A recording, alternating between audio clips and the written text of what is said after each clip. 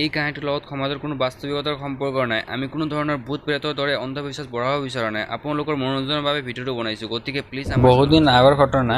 এদিনাখন গাঁৱৰ পৰা তিনিযোৰ পৰিয়াল গুৱাহাটী চহৰত থাকিবলৈ আহিছিল। হোটেলখনৰ ওচৰতে ব্ৰহ্মপুত্ৰৰ সৰু এটা বদ্বীপ আছিল।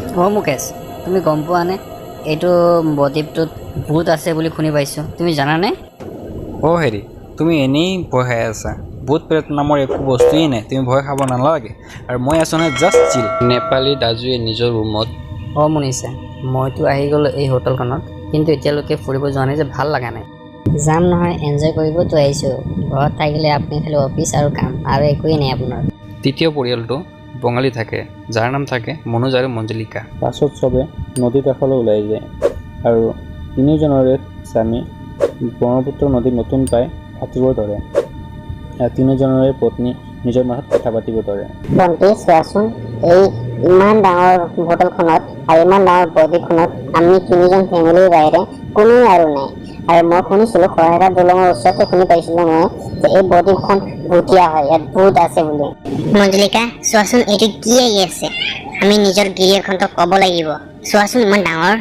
আৰে কৃষ্ণ কৃষ্ণ, এইটো দেখোন চেংমচীয়া ভুতুনি যেন লাগি আছে মোক। ইমান ডাঙৰ ভুতুনি, একদম ভুতুনি যেনে লাগি আছে মোক ক'ব লাগিব, ব'লা কওঁ। আপুনি চাইছেনে পিছফালে? ভুতুনি আহি আছে, চেংমচীয়া ভুতুনি। সোনকালে ওলাক, নহ'লে সি চাক আপোনাৰ পিছফালে আহি আছে। সোনকালে ওলাই যাক, সোনকালে ওলাক। মুকেশ আৰু তাৰ লগৰ যেতিয়া ভূতটোক পিছফালে দেখা পায়, সিহঁতে থকমক হৈ যায় আৰু ভয়তে কঁপিবলৈ ধৰে। ইমানতে তিনিজন বাহিৰলৈ ওলাবলৈ চেষ্টা কৰে, কিন্তু মনোজ বেছি অধিক ঢৌ অহাৰ কাৰণে ব্ৰহ্মপুত্ৰৰ পানীত ডুবি যায়।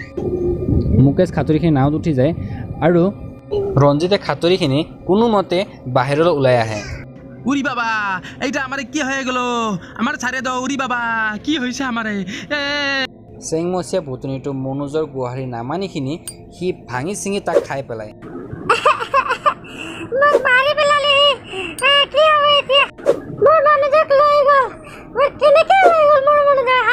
চেংমচীয়া ভুতুনিটো ব্ৰহ্মপুত্ৰৰ বদ্বীপৰ ওচৰত আহিখিনি ডাঙৰ ডাঙৰ চকু জোৰাই কলব ধৰে।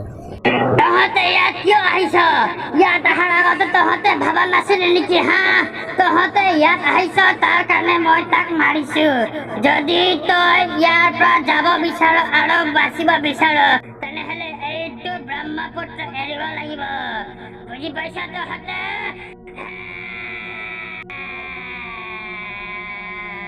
তাৰ পিছত চেংমচীয়া ভুতুনিটো তাৰ পৰা ডুব মাৰি ভিতৰত সোমাই যায়।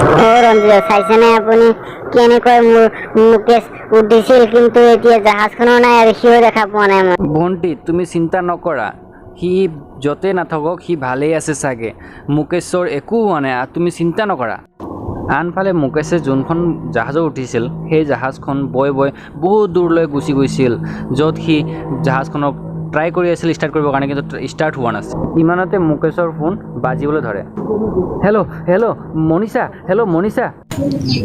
আপুনি ক'ত আছে? আপোনাক বহুত দেৰিৰ পৰা ট্ৰাই কৰি আছিল ফোন কৰিবৰ কাৰণে, জাষ্ট এতিয়া মাত্ৰ লাগিলে। আপুনি ক'ত আছে? ভালে আছেনে আপুনি?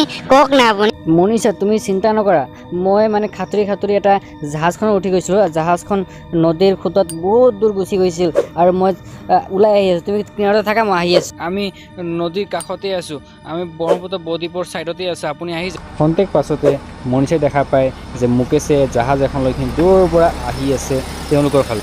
ইমানতে মুকেশৰ জাহাজৰ ওচৰত ভুতুনিটো আহি যায়। মুকেশ, চোৱা, পিছফালে ভুতুনিটো আকৌ আহি গৈছে তোমাৰ ফালে। মুকেশ ভাই, সোনকালে আহা, সোনকালে চোৱা, ভুতুনিটো আহি গৈছে, সোনকালে স্পীডত আহা আৰু সোনকালে আহি যায়। মুকেশে ভুতুনিটোক ওচৰত দেখা পাই থকমকাই যায় আৰু ভয় খাব ধৰে। মই জানো তহঁতে মোক আজি আকৌ চিঞৰ কৰি কিনি তহঁতে মোক জগাই দিছ। এতিয়াতো তোক নেৰো। ভুতুনি বাইদেউ, মোক এৰি দিয়ক, বিদ্যা কৈ আছে, মোৰ নতুন বিয়া হৈছে, মোক এৰি দিয়ক না। তেনেহ'লে কি হ'ল? মইতো নতুন বিয়া কৰিছিলো আৰু মৰি গৈছিলো। তহঁতে ইয়াত আহ আৰু লেতেৰা কৰি কিনি গুচি যাও। এতিয়াতো তহঁতৰ যদি সেনেকাই কৰি থাক, তেনেহ'লে তহঁতকো মৰিব লাগিব। চাইছনে ব্ৰহ্মপুত্ৰত কিমান লেতেৰা বস্তুবিলাক পেলাই ৰাখিছ, যাৰ কাৰণে উশাহ নিশাহ লওঁতো অসুবিধা হৈ আছে। মই আৰু মোৰ গিৰিয়েকজনে দুইজনে মিলি মৰিব লগা হৈছিল তহঁতৰ কাৰণে। ইয়াতনো মোৰ কি ভুল আছে? আপুনি কিয় মোক কামোৰ দি আছে এইবোৰ কৈ কিনে? মোক এৰি দিয়ক। চেংমচিয়া বুটনিটো তাৰ কোনো কথা নামানিখিনি তাক মাৰিখিনি খাই দিয়ে। আৰু আনফালে মুকেশৰ পত্নী আৰু ৰঞ্জিত আৰু লগতে মনীষাহঁতে গোটেইবোৰ কথা শুনি পায়। কথাটো এইটোহে মানে বুটনিটোৰ মৃত্যুটো এই লেতেৰা জাবৰ জোঁথৰ কাৰণেই হৈছিল, কিন্তু কেনেকৈ হৈছিল বা? মুকেশ, মই আহি আছো। মই ইয়াত জীয়াই থাকি কি কৰিম? তোমাৰ কাৰণে মোৰ এই পৃথিৱীত কোনো নাই। মুকেশ, মই আহি আছো। অ মঞ্জুলিকা, তুমি নাকান্দা, ধৈৰ্য ৰখা। ভাগ্য কোনো বদলাব নোৱাৰে, তুমি ধৈৰ্য ৰখা, নাকান্দা। তাই কাৰো কথা নুশুনি পানীত জঁপিয়াই দিয়ে। হে বাইদেউ, কি কৰিলে আপুনি? কিয় জাপ মাৰি দিলে? ব'লা আমি হোটেলৰ মেনেজাৰৰ লগত খবৰ লৈ আহোঁ, কিবা হেল্প পাওঁ নেকি। তাৰপিছত তেওঁলোকে বদ্বীপৰ ওচৰত থকা হোটেলখন য'ত তেওঁলোকে আছিল তাৰ মেনেজাৰক খবৰ সোধে যে কি আছিল, কিয়ৰ কাৰণে এইটো হৈছিল। মেনেজাৰ ডাঙৰীয়া, আপুনি গম পায়নে মোৰ লগৰ যিমান আছিল চবকে মাৰি পেলাই আছে বুটনিটোৱে। চেংমচিয়া বুটনিৰ কথা আপুনি কিয় আমাক নক'লে? আপোনালোকক মই কি কওঁ ভূতৰ বিষয়ে? মই নিজেই ভয় পুতৰা ভূতৰ ক্ষেত্ৰত। এটা কথা নহয়, দৰাচলতে বহুত দিন আগত মানে এদিনাখন ৰাকেশ আৰু ৰঞ্জিতা নামৰ দুজন পৰিয়াল থাকিবলৈ আহিছিল আমাৰ হোটেলখনত। কিন্তু দুৰ্ঘটনাবশতঃ তেওঁলোকৰ যিটো জাহাজ ব্ৰহ্মপুত্ৰ ফুৰিবলৈ ওলাইছিল, সেই জাহাজখনত সিহঁতে দুৰ্ঘটনাবশতঃ মৰি গ'ল। মানে জাহাজখন ডুবি গ'ল আৰু সিহঁতে মৰি গ'ল। কিন্তু মানুহবিলাকৰ মুখত শুনিছোঁ যে এই ৰঞ্জিতাই মানে ভূত হ'ল। মোক আপোনালোকে ক্ষমা কৰক আৰু মই একো হেল্প কৰিব নোৱাৰোঁ। এতিয়া আমি আচল সত্যটো কেনেকৈ গম পাম? আপুনি চিন্তা নকৰক, আমি বুটনিটোক গৈখিনি সুধি ল'ম যে আপোনাৰ কি হৈছিল। আপুনি মক্কেল নেকি? কি মক্কেলামি কথা কৈ আছে? এই ভূতনীটো আপোনালোকে কিয় কৈ দিব নিজৰ কথাবোৰ? বাইদেউ, আপুনি এইবোৰ মাথা মাৰিব নালাগে। মই বেলেগ ধৰণৰ ল'ৰা হয়। আপুনি কি ভাবিছে মোৰ বুদ্ধি কম আছে নেকি? চাবচোন, এতিয়া যদি তাক মাতো অলপ কামুৰি দিলেই তাই কৈ দিব। মোৰ লগত এটা উপায় আছে। মেনেজাৰ ডাঙৰীয়া, আপোনাৰ লগত সেই মৰি যোৱা ফেমিলিৰ ফটো আছেনে?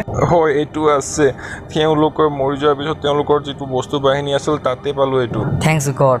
ব'লা আমি এতিয়া যাওঁ তাত। তাৰ পাছত তেওঁলোকে ব্ৰহ্মপুত্ৰৰ বদ্বীপত ওচৰত গুচি যায় আৰু ৰাতি বহুত হৈ যায় আৰু ব্ৰহ্মপুত্ৰৰ ঢৌটো বহুত ডাঙৰ ডাঙৰ কৰি আহে আৰু তেওঁলোকক ভয় লাগিব ধৰে আৰু তেওঁলোকে বুটনিটো মাতিব ধৰে।